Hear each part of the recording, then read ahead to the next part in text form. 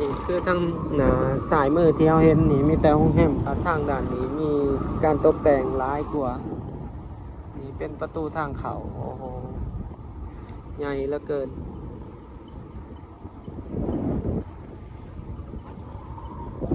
เท่านี้ที่สังกะสีออกไป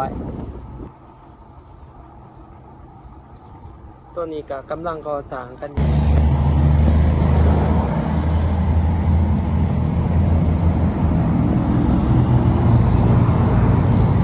เขตนี้ก็เป็นเขตบ้านวัดใต้ต่อกับสีไข่ทุกคนบ้านว่าท่าในเขตนี้บ้านว่าท่าทง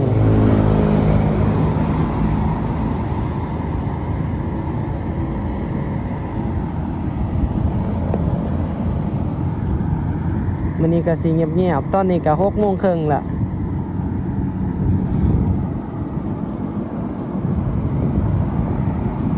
ช่วงนี้อากาศร้อนก็ค่อนข้างว่ามันแจ้งไว้ทุกคนแดดไว้สิพาทุกคนไปเลี้ยวสายอยู่ทั้งหนาเนาะไปเข้าทางบ้านว่าท่า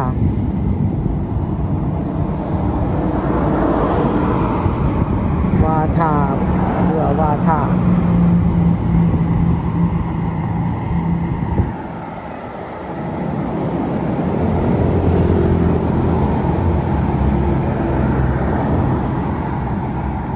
ซึ่งว่าถ้าเฮาไปซื้อก็สิออกไป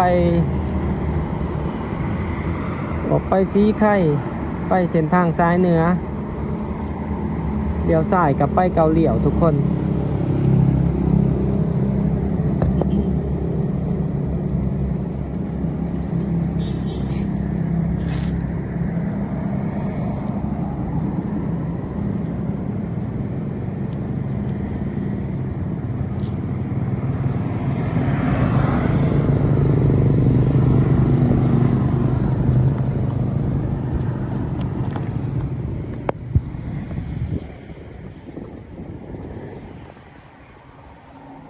เขามาทางบ้านพญามาส่วงยามฝนวังปีกายนี่เส้นทางนี้ถือว่าเพ่หลายปัจจุบันนี้เขาเจ้าก็มีการสร้างใหม่ละมาหน่อย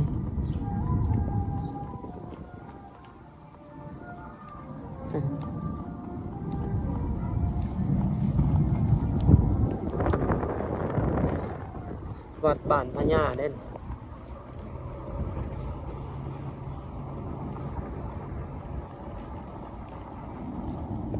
นี่เส้นทางนี้ก็สิออก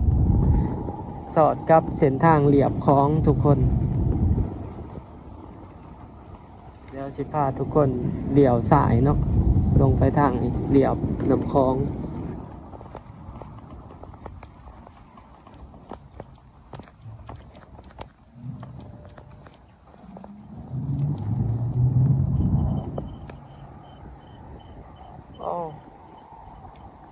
รู้สึกว่าน้ำคลองไหลไหวเขตนี้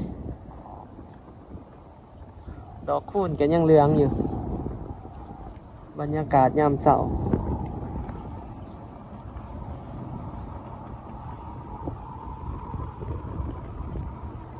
คลิปนี้ก็ต่อจากคลิปก่อนทุกคน เพราะว่าเขาสิถ่ายช็อตเดียวเลยมันก็สิยาวหลายเนาะก็เลยแบ่งเป็น2 คลิปสีไข่เส้นทางนี้ก็มีการก่อสร้างร้านอาหารโรงแรมหลายบอนทุกคน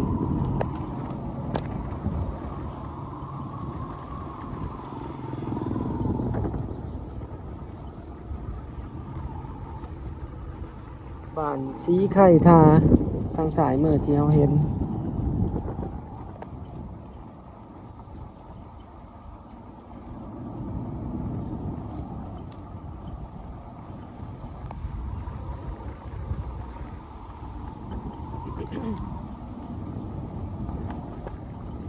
โรงเรียนว่าทา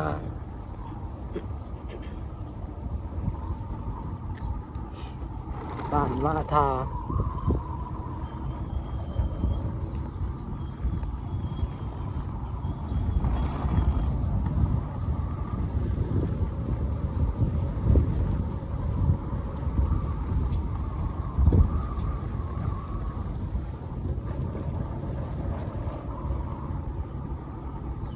ดินให้เศร้าบอลนี่ตอนนี้เฮามาหอดทางหลังของคฤหาสน์หลังใหญ่หลังธนาคาร ST Bank ทุกคน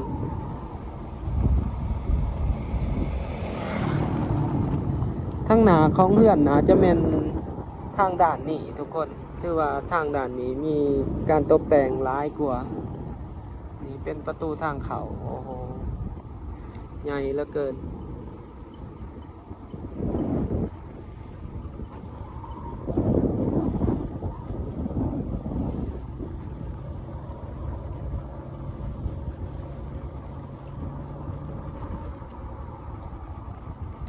ใหญ่ขนาดที่ดินก็บ่กว้าง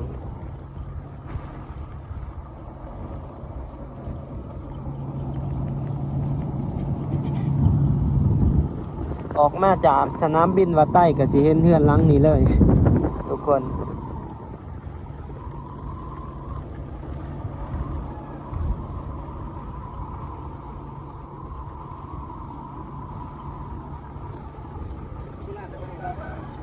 เส้นทางซ้ายนี่ส่วนใหญ่สิเป็นหานเบียร์หานบันเทิงต่างๆย่ามค่ำคืนเขาจะสิเปิด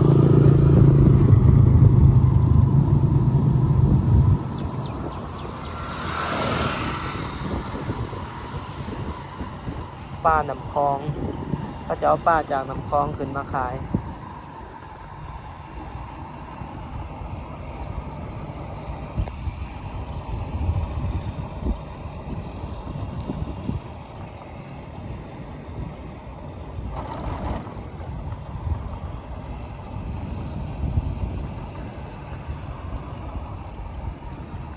มีแต่หานเบี้ยแหละที่เราเห็นอยู่เนาะ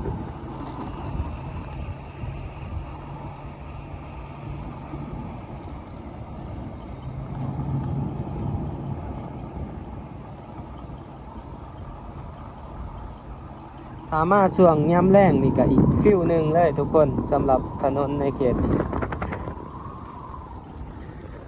ฟิวย่ำเสาร์นี่สิเงียบ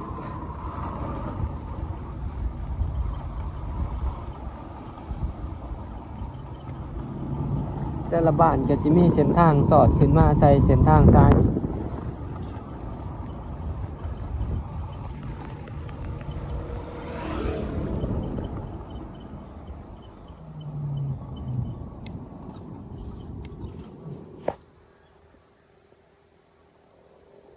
บอนนี้เป็นทางลงบอนเขาจอดเถื่อหาปลาทุกคนปีนี้น้ำคือสิร้ายปีนี้ฝนคือสิตกดีแล้วปีนี้ต้องได้ระวังกันอีกปีหนึ่งเบิ่งจากสภาพของน้ำในปีนี้ซึ่งว่าตอนนี้ก็ถือว่าน้ำเริ่มขึ้นแหละทุกคนน้ำเริ่มขึ้นแหละถ้าเบิ่งอีกเดือนหน้านี่เพราะว่าตอนนี้แถวหาดที่ว่าเขาเจ้าลงไปลินหันเริ่มท่วมแล้วเนาะเริ่มท่วมแล้ว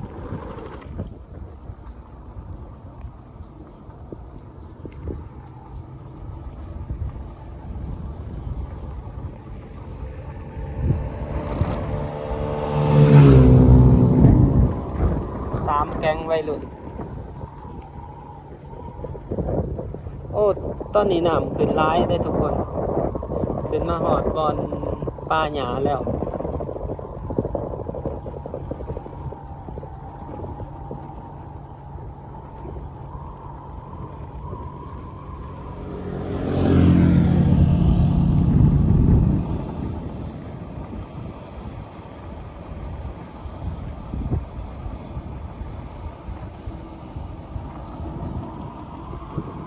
พอท่านหอด7 โมงแดดเริ่มแห้งละ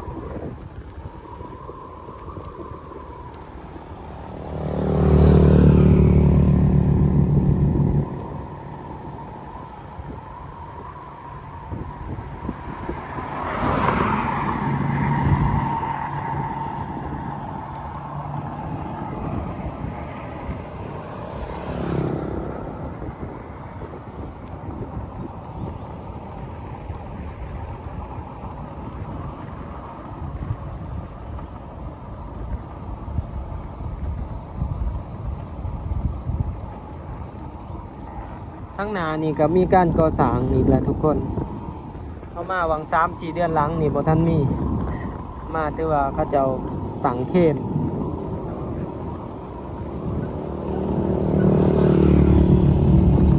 น่าจะแม่นโรงแรมนี่แหละเพราะว่าเส้นทางซ้ายนี่ส่วนใหญ่ก็สิเป็นโรงแรมร้านอาหารน่าจะบ่ต่ำกว่าประมาณ7 ชั้นหรือ8 ชั้น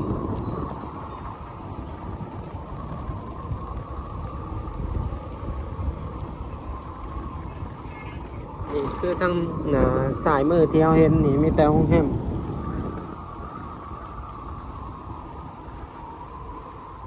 จะมีรูปช็อปขึ้นไปนั่งชมวิวน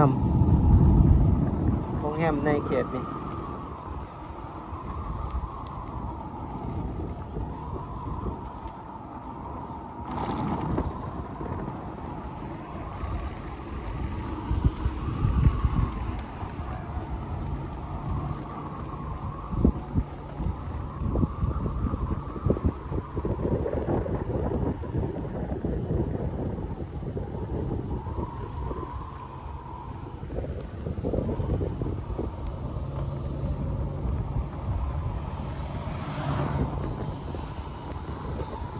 หญ้ายังเขียวอยู่ทุกคน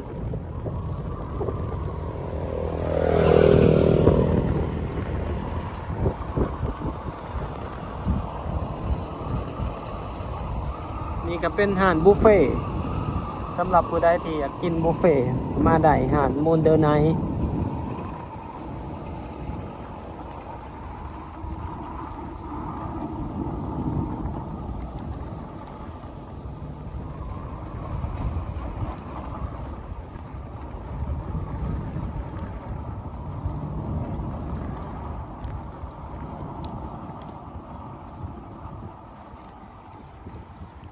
เป็นบรรยากาศยามเช้าแคมป์ของทุกคนนี่ก็น่าจะมีโครงการก่อสร้างโรงแรมอีกสายมือเฮานี่ที่สังกะสีอ้อมไว้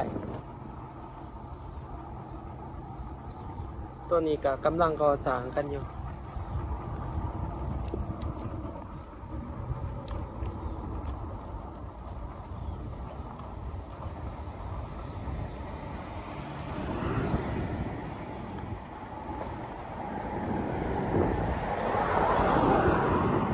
แต่ว่าช่วงนี้ก็ธุรกิจหลายๆอย่างก็เริ่มเงียบๆแล้วทุกคนเพราะว่าจะเข้าช่วง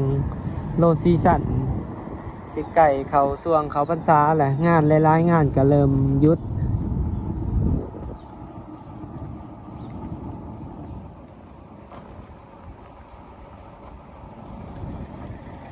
เรทเงินก็เริ่มขึ้นเริ่มขยับแหละตอนนี้ประมาณ600ไป640กีบต่อ1 บาทละตอนนี้แต่ว่าตอนนี้ยามเสาร์ก็สิเงียบอยู่ในเขตนี้ทุกคนถามมากกลางคืนยามแรงนี่คนละเรื่องเด้อทุกคนในเขตนี้ คือว่าเป็นเขตสตรีทฟู้ดการท่องเที่ยวเขต walking street แหละในเขตนี้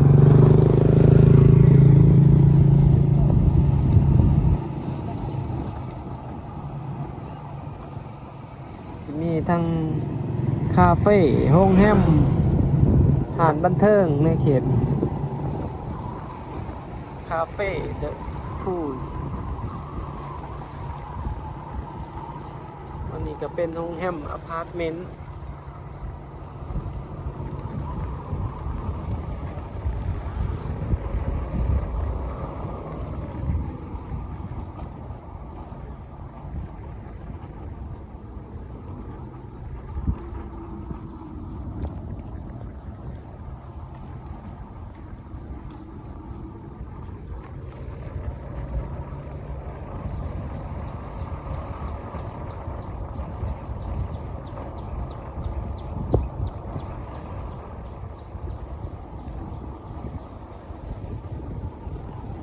ร้านกาแฟ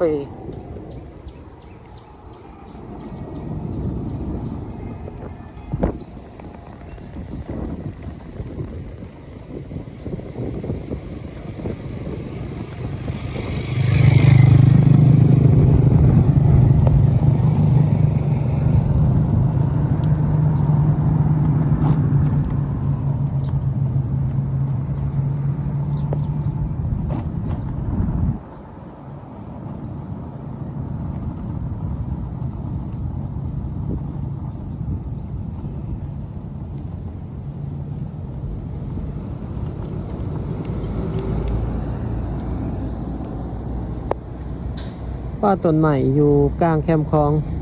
เริ่มโป่งขึ้นสูงทุกคนสูงกว่าเก่าเสาไฟที่ลงไปทางหลุมจนสิบ่เห็นเห็นบ่ทุกคนโอ้ฝั่งนั้นก็มีดอกคูณสีเหลืองหลายคือกันทุกคนตามแคมป์คลองของฝั่งไทยเราจะเห็นดอกคูณสีเหลืองตามซ้ายแคมป์คลองทางฝั่งอำเภอศรีเชียงใหม่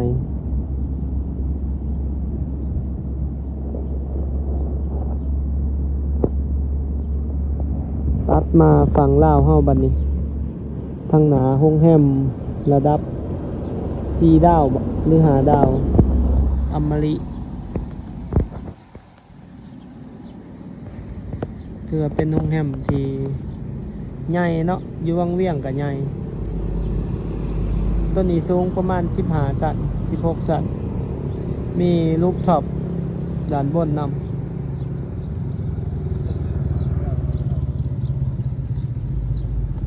ต่อกันไปให้ก็มีแต่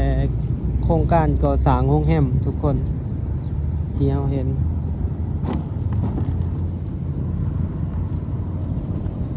ถือว่าโรงแรมนี่มีการก่อสร้างขยายโตหลายสุดในเวียงจันทน์ในส่วนนี้ก็หลายบอนก็มีแต่โรงแรมการก่อสร้างใหม่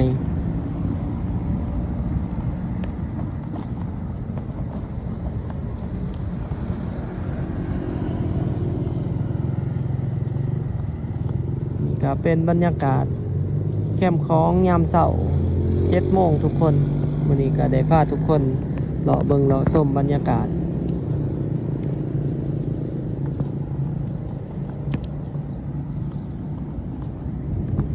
ก็สิมีอยู่ประมาณนี้เด้อทุกคนสำหรับในคลิปนี้การพาเบิ่งพาชมบรรยา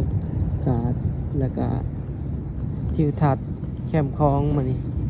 การก่อสร้างการเปลี่ยนแปลงหลายๆอย่างตามถนนเขตแคมป์คลองเนาะถ้าผู้ใดมักหรืออยากสนับสนุนกันเนาะในการพาเบิ่งพาชมเวียงจันทน์อัปเดตหลายๆอย่างก็อย่าลืมกดไลค์กดแชร์กด Subscribe เพื่อเป็นกำลังใจให้กันเด้อทุกคนและตอนนี้เบาแม่นไส้ก็ต้องขอกล่าวคำว่าขอบใจและก็สบายดี